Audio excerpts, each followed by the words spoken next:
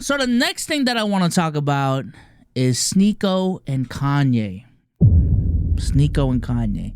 So for those who don't know the things that we've discussed on this channel before, a couple months ago we were actually discussing Sneako and the potential pivot that he was making. And I had a lot of questions about it. I thought it was one of the most interesting things going on in the internet that not enough people were talking about. And for those who don't know what the pivot was, first, Sneako stopped streaming on Rumble. Sneako stopped streaming on Rumble. I believe he was never really on Kick for real, right? And he really embraced Twitter culture, and he had this series. He had this series called Project 365, I believe.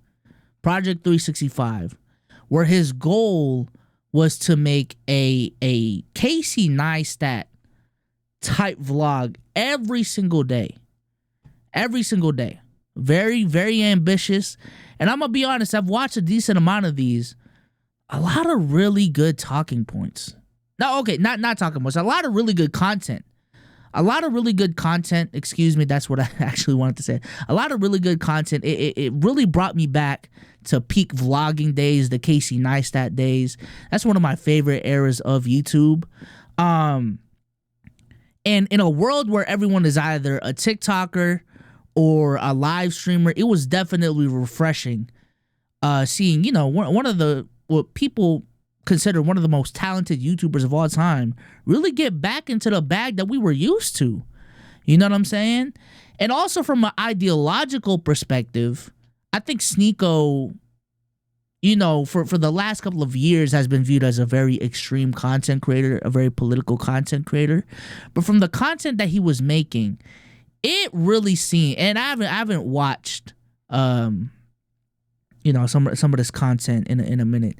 It really seemed as if Sneako was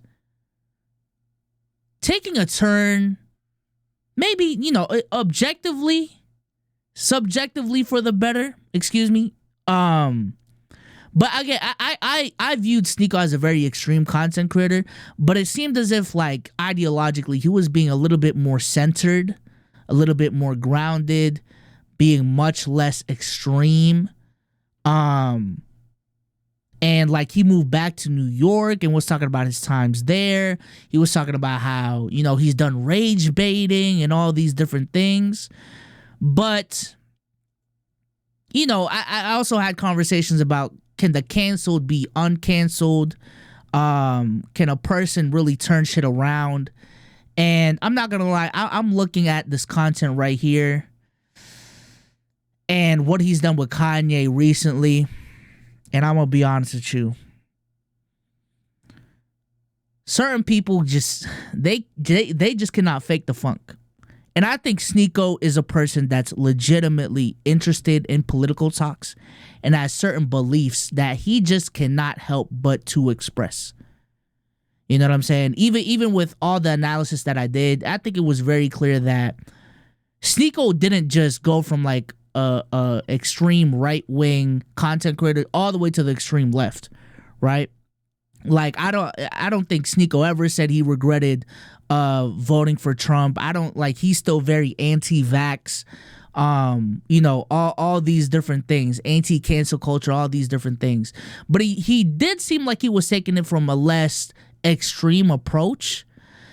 But I ain't gonna lie, as I'm seeing the progression of the content, it seemed as if he went back to the more extreme side of things as of lately. It seemed like he went back to the more extreme things as of late, especially if I go a little bit more here. And I think he stopped doing these vlogs. He stopped them, which that alone is like very disappointing to me. But he stopped them. And you might be asking why. Couple of things, right? One, apparently he got to deal with a new streaming platform called Party. That's where he's been streaming a lot of his content from. And also, I think his last vlog, when was this? April 23rd. His last vlog was April 23rd. Also, he's had the opportunity to really be like damn near Kanye's right-hand man in the social media shit. Like, Sneako and Kanye have legitimately... What the fuck is going on here? Sneako and Kanye have legitimately been hanging out a lot lately. They've been creating a lot of content lately. So much so that when Piers Morgan invited Kanye on, the person right next to him is Sneako. The person right next to him is Sneako. And I think, to me, it pains me to say this because I truly, I really thought Sneako was, I really thought Sneako was trying to make a more genuine change. But to me, especially now, associating yourself with Kanye West to the degree that he's associating himself with Kanye West proves to me that if extreme views will get you money, ultimately, like, Sneako is prone to fall back on extreme views. And I don't give a fuck if you associate with Kanye in 2025 with all the things that he's saying. You are associating with a very, very extreme person, and you know exactly what the fuck you're doing associating with Kanye West right now. You know what I'm saying? All the ideas of you being more grounded and less rage baity, that shit is thrown out the window when you associate yourself this heavily with Kanye. You know what I'm saying? And I just don't think this helps in Sneako's quest to prove people wrong that he's not a grifter. That he's not someone who just kind of goes where the money is when it comes to this content shit. You know what I'm saying? Because I think there's definitely been a shift away from red pill content. But now that he's found a way to associate, because from my understanding, he is a really big Kanye fan. But now that associating himself back with that content gets you opportunities to be Kanye's right-hand man, yeah, he's back. Like, I think that version of Sneako is back. But yeah, that's definitely tough to see though. That's definitely tough to see. Cause I was curious, you know? And I do find it kind of poetic and ironic at the same time that he's specifically working with Kanye. Cause the main analogy that I was using when I was talking about Sneako beforehand was, how much forgiveness would people actually have if Kanye, despite all of the things that he's done, really did come back to being the old Kanye? You know, everyone's saying, I miss the old Kanye, I miss the old Kanye.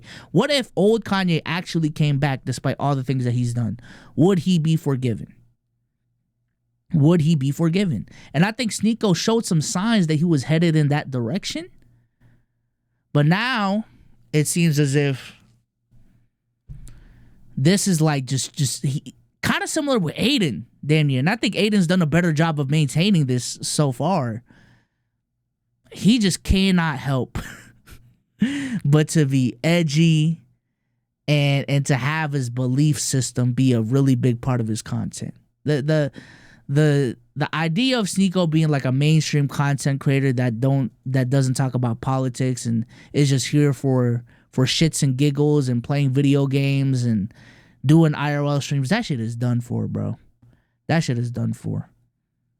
I think at this point, Sneako is kind of niched down into being a political content creator, into being a social content creator. That shit is dead, bro.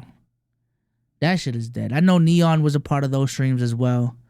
I think Neon has definitely managed this whole conversation much better than Sneako. And I hope this Neon Kanye stream is just a one-off thing. Cause yeah, I think I'm seeing more genuine apologies and a more genuine change with Neon when it comes to all of this. But even then, him when a Kanye collab pops up, he's just fast to it. That's kind of a red flag in and of itself. But we'll see though. We will definitely see. I don't really care about Kanye at this point, and to really talk about Kanye is Kanye. Like Kanye is Kanye. He's a fucking dickhead. I don't take Kanye seriously anymore.